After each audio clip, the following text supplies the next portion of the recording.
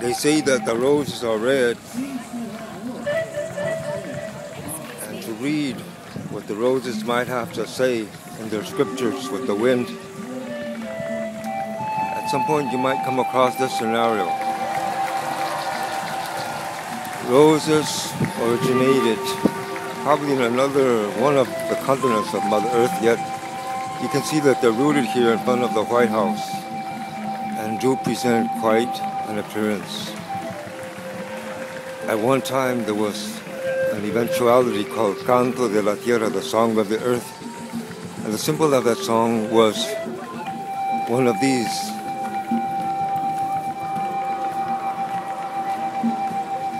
The thorn that accompanies the flowering rose. And those events spoke about the realization of humanity and the conflicts that had been perpetrated by genocide and colonization that were distortions of that humanity that go back for 500 years, 520 years now. This building here is white. The building is white.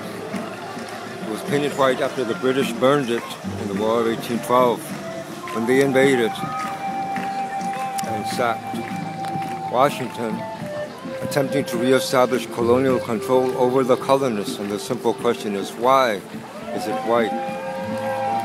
Why is it white, the identity that is given to the constituency of the European Americans, as if that was the only color to be a determinant of the humanity, of the flowerings of humanity that are now rooted to a certain degree and to a greater degree and to the profundity of the seas of emergence of humanity once again, of Abya Yala, Mother Earth.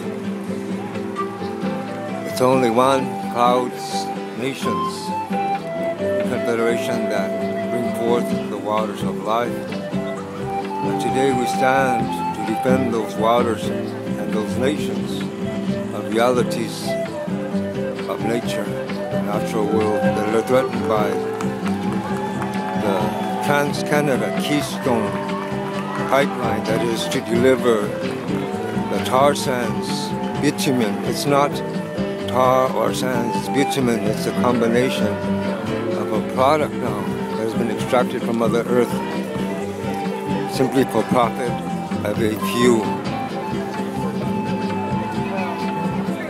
The largest industrial, the largest extraction project on the planet, the Pipestone, the Keystone Pipeline XL, traveling towards the Gulf Coast of Alberta, Canada. Yet today, all of these folks, some of these folks may still call themselves white folks. But we would ask them about their folkhood and their folks back home, wherever that may be. Did that ever really apply to define ourselves and distinguish ourselves and extract ourselves from humanity by calling some of us white people and the rest of us after that we would become off-white? But we're all people of color. I don't see any invisible people here. Every single person I see, there's light coming off of them in different shades. One of those shades happens to be paler than the rest. We could call them melanin deprived, but why would we call them white? Why would they call themselves white? Why would they teach their children to call themselves? They're just people like the rest of us. They should act accordingly, no? Absolutely. Absolutely. And we should have societies built on respect for such principles, as we do have. We have to give them value. What's your name, brother? Satya. Would you like to speak a few words? I'm coming from Phoenix, Arizona. What brings you here today?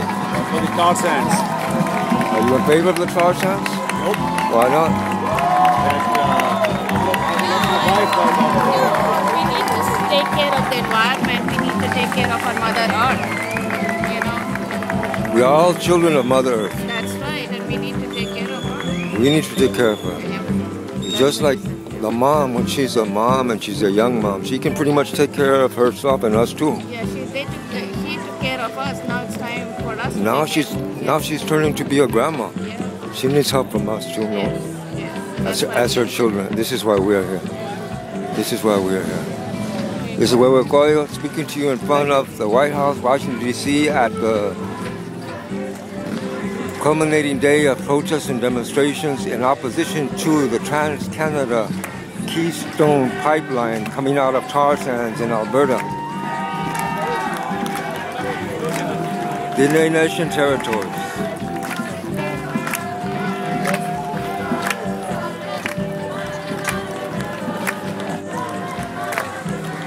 The sun is also a flower of the sky. Sochi in Yukon.